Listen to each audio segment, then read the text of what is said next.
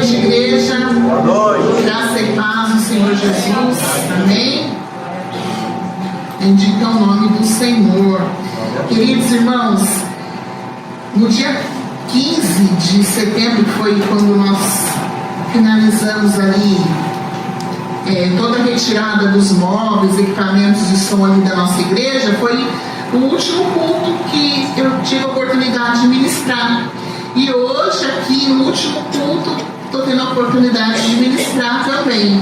E o Senhor tocou no meu coração, porque Ele é o alfa, Ele é o ômega, Ele é o princípio e o fim de todas as coisas, né? Como já foi dito aqui, a igreja não é o local que nós estamos, mas somos nós, né? E isso é muito importante, a gente entender que nós somos igreja aonde quer que nós estejamos, né? Estejamos num templo simples ou num templo maravilhoso, cheio de coisas bonitas, mas o importante é a igreja do Senhor, que é limpa, né? Lavada pelo sangue dele. Esse que é o importante, amém? E hoje nós estamos também a uma semana do Natal, né? Aqui, quinta-feira que vem é dia 25 de dezembro e nós vamos celebrar o Natal. E aí hoje eu quero trazer uma reflexão interessante e importante para nós, né? Porque nem todos gostam do Natal, nem todo mundo gosta, celebra, fica feliz com essa data. Pode ser que você goste, pode ser que você não goste, e tá tudo bem, né? Dessa festa, a gente está falando dessa festa capitalista, né? Que é a ceia, os presentes. Essa é a festa capitalista, mas a festa, a celebração do Natal, muitas pessoas também não gostam. E hoje eu quero ministrar para vocês sobre um homem que odiava o Natal. Havia na Bíblia que tinha um homem que odiava o Natal. E a gente sabe que o Natal, ele é um tempo de alegria, né? Um tempo de luzes, um tempo de celebração, um tempo de confraternização também, por que não, né? Mas a verdade é que para muitas pessoas essa data não traz alegria, essa data não traz sorriso. Pelo contrário, essa data traz muita dor para muitas pessoas. E enquanto alguns festejam, se alegram, outros lutam contra a saudade, contra a solidão, contra perdas, contra feridas causadas pela frustração, né? Muitas vezes uma frustração financeira ou familiar, porque no Natal aconteceu algo. Então, para alguns o Natal não é aconchego, não é um tempo de festa, de alegria, é lembrança do que realmente faltou. Mas é exatamente nesse cenário, né, de escassez, de falta, de tristeza, que a mensagem poderosa do Natal se torna ainda mais poderosa. Por quê? Porque Jesus não nasceu para o mundo perfeito e nem para as pessoas que estavam bem. Ele nasceu em meio à rejeição. Vocês sabem que quando José e Maria estava prestes a dar à luz ao seu filho, nenhum lugar para eles ficarem eles tiveram. Eles foram rejeitados ali, né?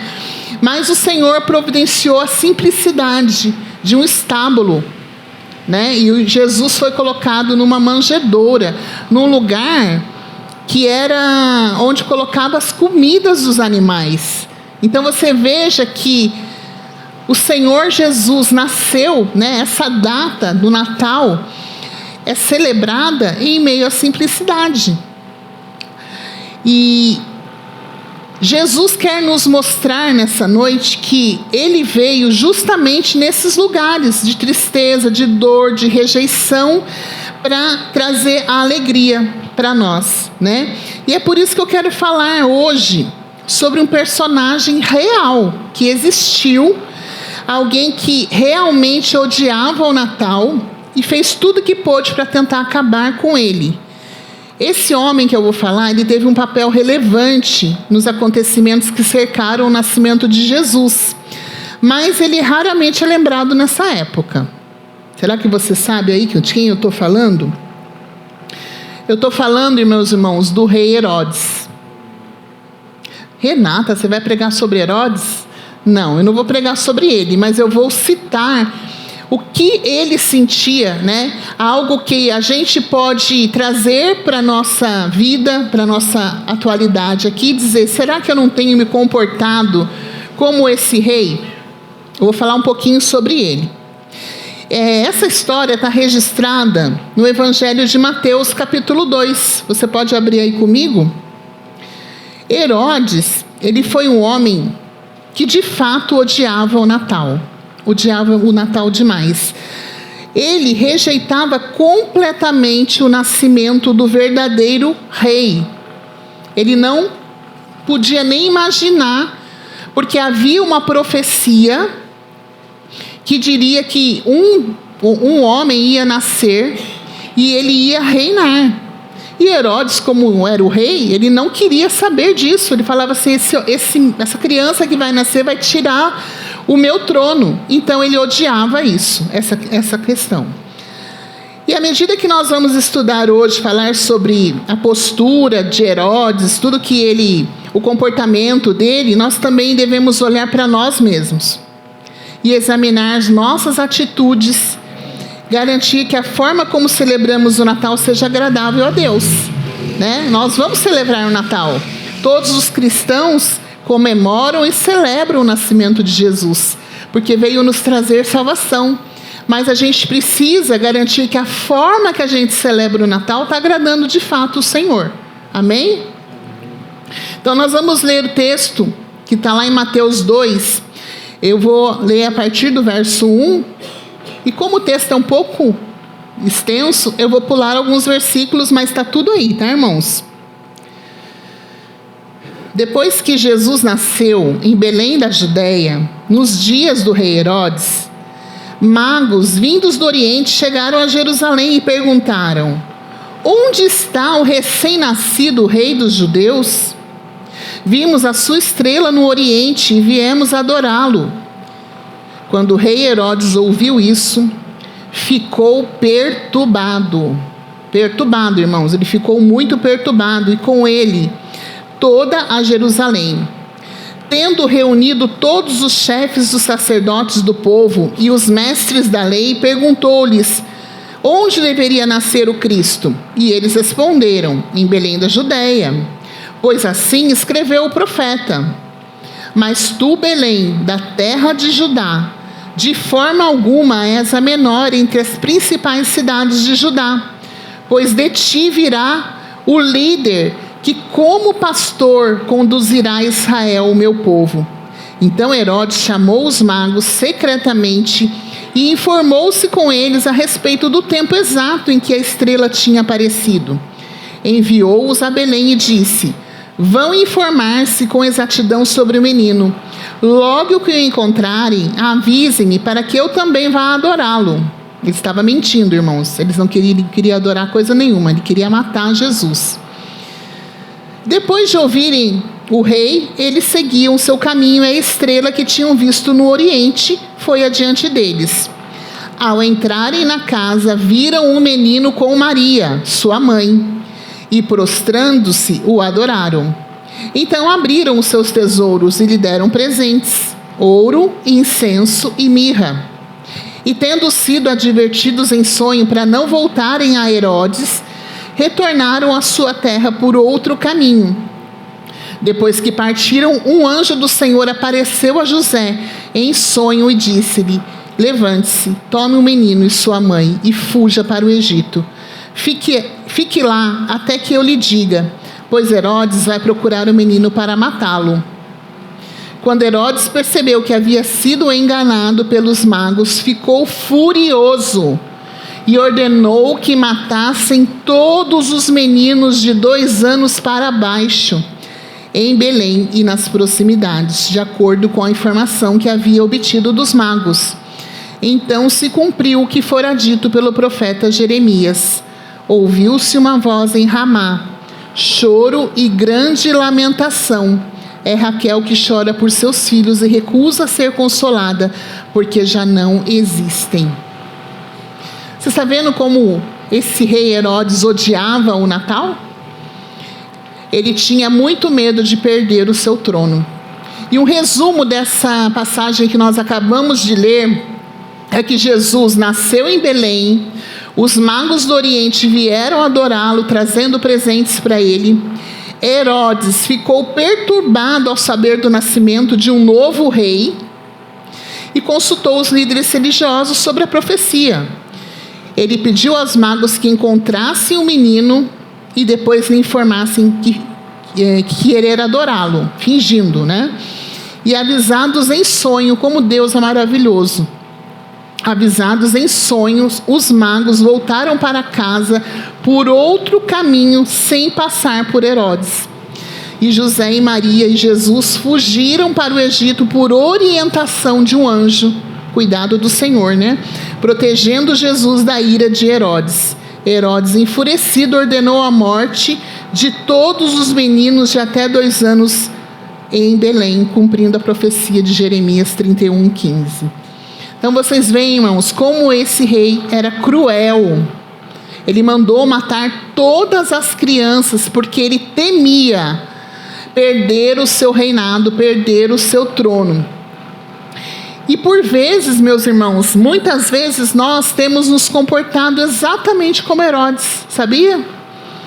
Eu, quando estava preparando essa mensagem, estudando, eu pude falar, meu Deus, realmente, muitas vezes a gente se comporta como esse rei. Porque a gente fala que Jesus é o nosso rei, né? Mas a gente divide o trono que Jesus deve ocupar no meu coração. Muitas vezes esse trono não é ocupado só por Jesus. Ele é ocupado por muitas outras coisas cotidianas da nossa vida. Então, muitas vezes a gente se comporta como Herodes.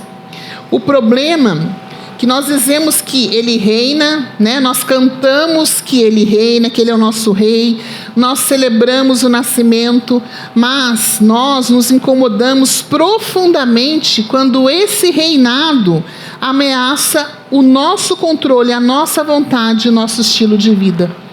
Porque quando Jesus nos pede para nós o obedecermos, para nós seguirmos o que a palavra do Senhor nos ensina, muitas vezes a gente fica assim, mas por quê? Será que eu tenho mesmo que agir dessa forma? Será que eu tenho mesmo que obedecer? Então a gente age como se Jesus não fosse o nosso rei. E ao mesmo tempo a gente canta e celebra, ora ao Rei dos Reis, Senhor dos Senhores, canta louvores dizendo que ele é rei, mas na verdade ele não é rei 100% da nossa vida. E Herodes, meus irmãos, não odiava o Natal por causa do bebê Jesus. Não é por causa que o menino, a criança nasceu, mas porque aquele nascimento colocava em risco o reinado dele, o trono dele. Por isso que ele odiava tanto o Natal. E se nós formos honestos conosco mesmo, muitas vezes o nosso coração reage da mesma forma. Nós queremos um Jesus que salva, né? Nós queremos um Jesus que governe a nossa vida, mas não um Jesus que abençoa, um Jesus que salva, mas a gente não quer um Jesus que governe realmente a nossa vida.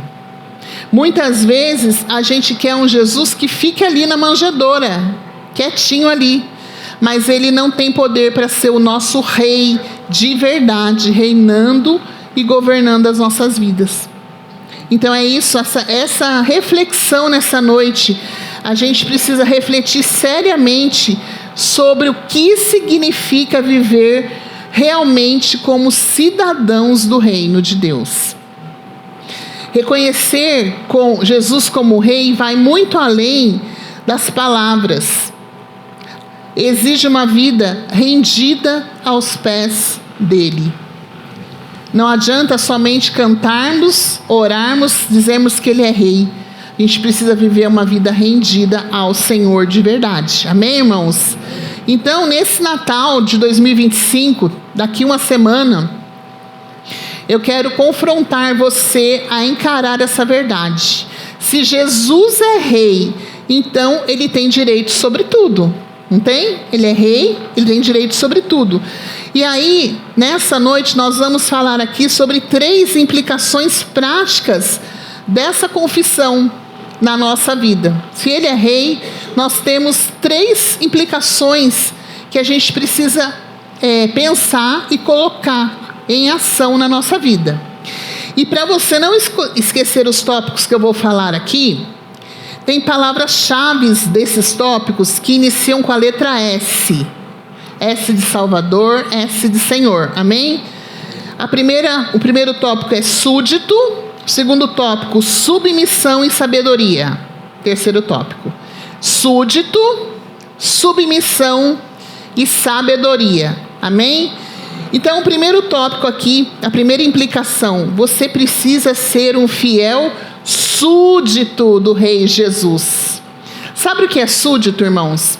Súdito é alguém que vive sob a lei de um rei. E se nós somos realmente súditos, submissos a esse rei, a gente precisa ser leal a esse rei sem reservas. A lealdade a esse rei deve ser total na nossa vida. E às vezes a gente não se sente tão confortável assim com Jesus como rei. É curioso que nós chamamos Jesus de rei com muita naturalidade, né? A gente fala, Jesus é o nosso rei, ele é o rei dos reis, senhor dos senhores. Mas quando realmente a gente precisa demonstrar que realmente ele governa na nossa vida, aí o negócio muda. Realmente ele é rei na nossa vida? Realmente nós somos súditos fiéis desse rei? Nem sempre abraçamos o significado profundo dessa declaração. A verdade é que, no fundo, muitas vezes tememos a transformação que o reinado de Cristo exige em nós. O reinado de Jesus na nossa vida, ele transforma o nosso coração, transforma o nosso ser, o nosso comportamento.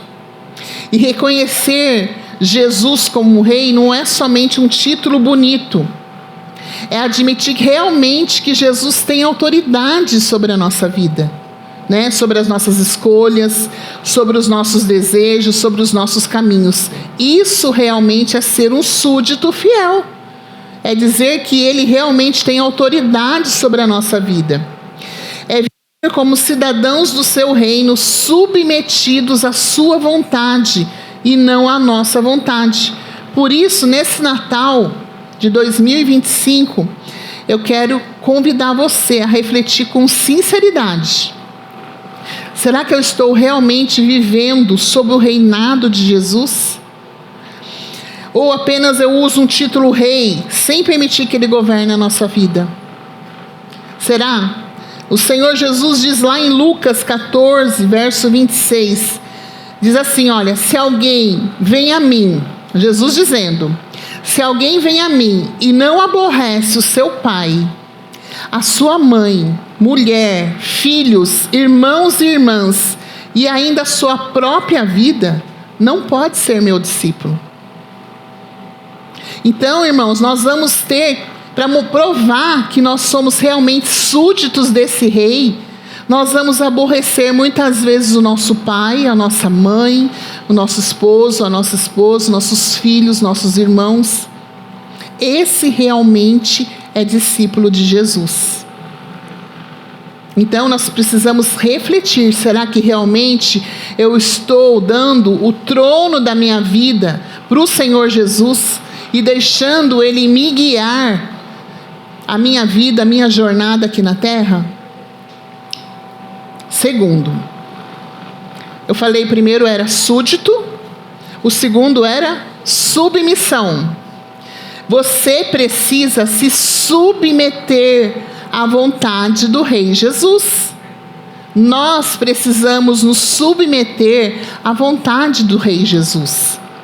Se Jesus é rei, então a sua vontade não é uma sugestão, né, irmãos? É lei.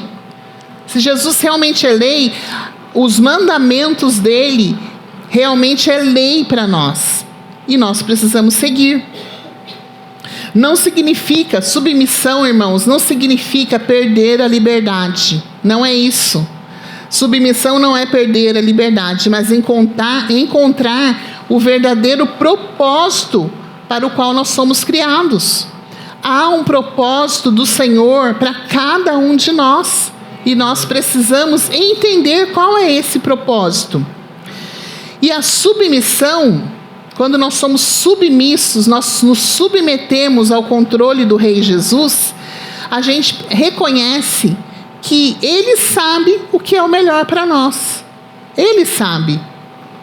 Muitas vezes nós achamos que nós sabemos o que é melhor para a nossa vida, mas o Rei vê além do que nós vemos. Irmãos, muitas vezes a gente tem decisões para tomar, e o Senhor, quando nós estamos na submissão do Senhor, Ele não permite que nós passemos por certas situações. Sabe por quê? Porque Ele vê além e Ele sabe o que é melhor para mim e para você. Ele sabe. Então, submeter-se é dizer, não seja feita a minha vontade, mas seja feita a vontade do Senhor na minha vida. Submissão é entregar planos, entregar desejos e decisões ao governo de Jesus. Então, se nessa noite você tem algum desejo, alguma decisão, algum plano, coloque diante do Senhor. Sabe por quê? Se você agir pelas suas próprias forças, a gente quebra a cara. Irmãos, eu já tive muitas experiências de confiar na minha própria mão, na força do meu braço, na força da minha inteligência, mas acabei quebrando a cara. Mas quando a gente se submete ao Senhor, coloca os planos, nossos planos diante do Senhor, nossos desejos. Cada adolescente aqui tem um desejo, tem um plano, tem um projeto, cada adulto, cada irmão aqui tem. E você pode colocar diante do Senhor, mas sendo submisso à vontade dEle. E Ele vai fazer prosperar todos os nossos planos em nome de Jesus. Amém? E submissão também exige renúncia. Renúncia, a gente tem que dizer não para muitas coisas. Não existe reino de Deus, reino de Jesus, sem renúncia. Viver no reino de Jesus significa permitir que Ele trate as áreas da nossa vida que ainda não lhe pertence totalmente. Todo cidadão do reino de Deus precisa abandonar áreas que competem com o domínio de Jesus. E tem, irmãos, tem muitas áreas que não estão sobre o domínio do Rei Jesus.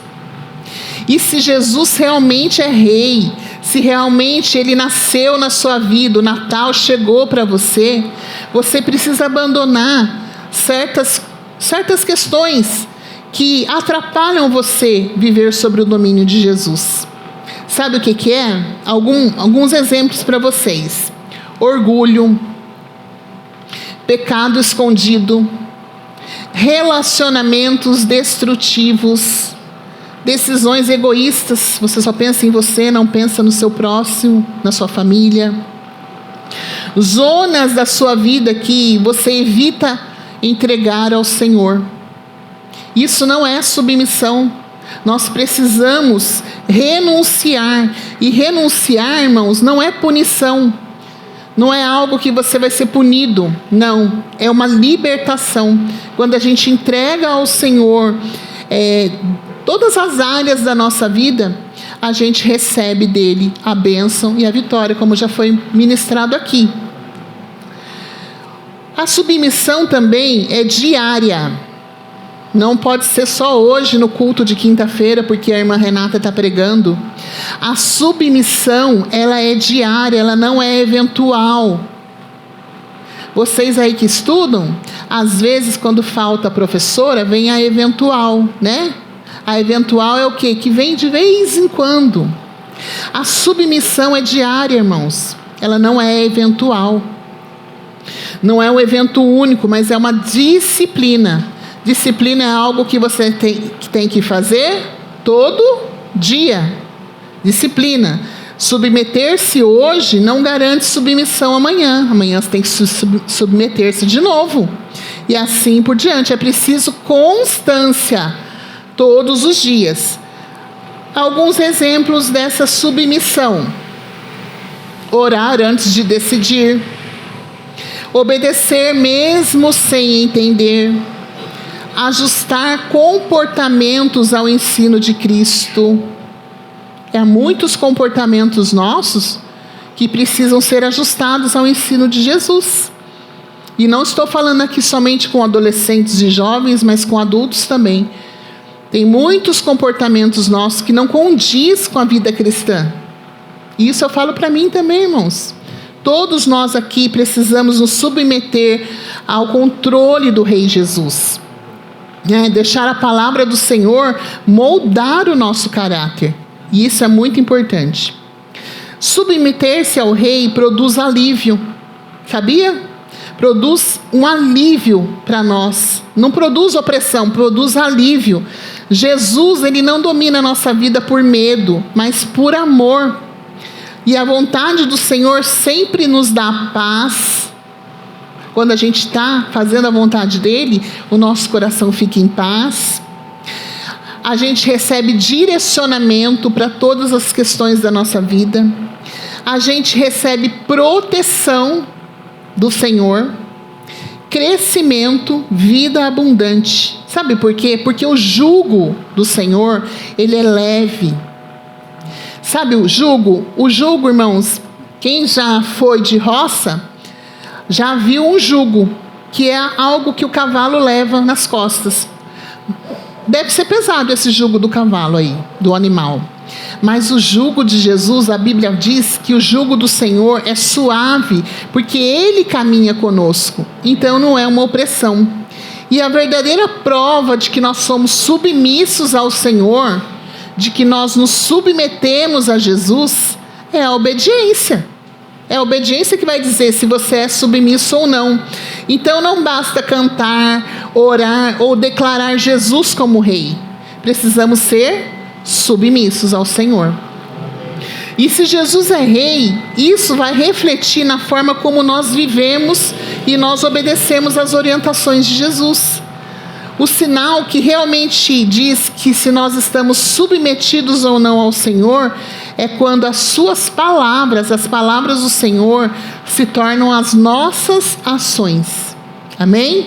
Então, precisamos ser súditos fiéis do Senhor Jesus e precisamos nos submeter à vontade do Senhor Jesus. E a terceira implicação aqui, nós precisamos viver com sabedoria neste mundo para servir a Jesus. Sabia que você precisa de ter sabedoria para seguir o Senhor? E como a gente pode adquirir sabedoria? Irmão, ser cidadão do reino não significa que você vai viver isolado do mundo. Não, nós vamos viver no meio desse mundo, mas nós vamos ser luz no meio das trevas, né? Nós vamos viver nesse mundo de forma diferente. Nós vamos andar na contramão do mundo. Nós não vamos andar lado a lado com o mundo, mas nós vamos andar na contramão desse mundo. Servir ao Rei Jesus exige discernimento, maturidade e escolhas. Escolhas com propósito. Então, a sabedoria é enxergar a vida pela perspectiva de Deus. Você precisa trocar aí as suas lentes, pelas lentes de Deus. Você tem que viver com sabedoria para interpretar situações, decisões e relacionamentos, não pela emoção, mas pela verdade de Deus. E você deve perguntar o seguinte: como posso honrar o Senhor, meu Rei, nessa situação que eu estou vivendo? Isso é sabedoria. Então você vai estar lá passando por algo, por uma situação difícil, e você, para agir com sabedoria, vai questionar o Senhor: como que eu posso honrar o Senhor nessa situação que eu estou vivendo? Isso é ter sabedoria, enxergando pela ótica do Senhor. E a sabedoria também nos protege dos atalhos do mundo. O mundo, ele oferece muitos atalhos, muitos caminhos fáceis, rápidos, caminhos que são sedutores aos nossos olhos, mas nos afastam de Jesus. E a sabedoria, quando nós adquirimos a sabedoria, a gente evita armadilhas na nossa vida, a gente fica protegido de conversas bobas, conversas tolas, a gente preserva o nosso coração. E a sabedoria também impede da gente tomar decisões precipitadas. Então, a sabedoria funciona como uma armadura da mente. Quando a gente tem sabedoria, pede a Deus sabedoria, é uma armadura da nossa mente. E o diabo não vai vir trazendo setas e situações para querer fazer com que você tire a sua própria vida, para que você odeie sua família, seus pais. Então a sabedoria é uma armadura e você precisa adquirir essa sabedoria. Amém? E a sabedoria é prática, não é teoria, irmãos. Sabedoria é prática. Não basta a gente conhecer versículos da palavra do Senhor, a gente precisa viver essa palavra. Viver. É preciso aplicar essa sabedoria. E sabe como aparece a sabedoria? Naquilo que você fala, como você reage às situações da sua vida, como você administra o seu tempo, em que você tem gastado o seu tempo? Só na rede social? Ou você tem buscado um tempo de intimidade com Deus, na leitura da palavra, na comunhão? Isso é sabedoria. Como você administra o seu dinheiro e os seus relacionamentos também. Como você resolve os seus conflitos, como você trata as pessoas. Servir ao Senhor Jesus é servir com responsabilidade. Por isso nós precisamos ter sabedoria. E a sabedoria nos torna útil para o reino de Deus também. Jesus, ele precisa de mim e de você aqui nesse reino. Jesus não faz tudo sozinho não, irmãos. Ele usa cada um de nós aonde a gente está. No nosso contexto social, lá no seu trabalho, na sua escola, no meio da sua família. Jesus usa cada um de nós. E Jesus precisa dos servos que pensem, discernem e agem com maturidade. A sabedoria transforma você, sabe, em alguém que aconselha bem. Vai dar um conselho muito bom para o seu amigo, para a sua própria mãe, para os seus irmãos. Você vai influenciar as pessoas com o seu exemplo. Você vai tomar decisões que glorificam a Jesus. E você vai representar o reino com excelência. É isso que a sabedoria nos traz. E a sabedoria também é fruto da proximidade com Deus. Se eu tenho proximidade com Deus, eu ajo com sabedoria. E quanto mais perto de Jesus eu estou, mais eu entendo as coisas do reino desse rei. Então, sabedoria não nasce de uma experiência humana, mas de oração, leitura da palavra, obediência, humildade e sensibilidade ao Espírito Santo. Amém? Então, nessa noite, nós precisamos entender, né? Herodes odiava o Natal porque ele não queria perder o seu trono.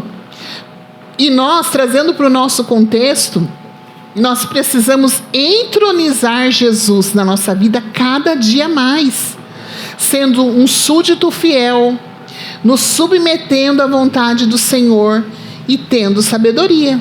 Amém? E esses foram os tópicos que Jesus, o Espírito Santo, falou para eu falar aqui com os irmãos. Amém? E para a gente concluir essa mensagem, eu creio que você não odeia o Natal como Herodes odiava. Eu creio que você não é como Herodes, você não odeia o Natal.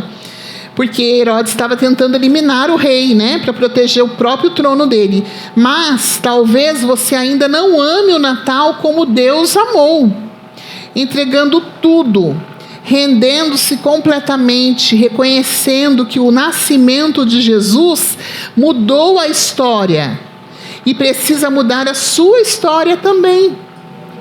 O Natal não é sobre celebrar um menino na manjedoura. Ah, que bonitinho. Tem muitos teatros, né, que a gente vê, a gente se emociona. Amém. Porque a gente relembra qual foi a história. Mas a gente precisa receber o nosso Jesus no nosso coração todos os dias, se submeter à sua vontade e viver com sabedoria para servi-lo todos os dias. Então eu te pergunto, você deseja amar o Natal de Jesus e tudo o que ele representa para o mundo?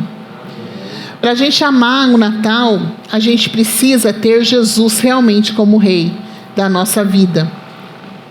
Porque esse Jesus, nosso Rei, ele veio para salvar, transformar e governar a nossa vida com graça e com verdade. É isso que Jesus veio fazer. O nosso Natal é esse. Então, se o seu coração disse sim, né? Você quer viver o verdadeiro Natal de Jesus, isso acontecerá dentro de você. E eu quero encerrar essa mensagem com uma palavra lá de 1 João 3,16. Nisto conhecemos o que é o amor. Jesus Cristo deu a sua vida por nós. Esse é o nosso Natal. Então vamos celebrar a Jesus. Vamos deixar Ele governar realmente a nossa vida, irmãos. Ele quer ser realmente o seu Rei e o seu Senhor. Amém? Vamos orar?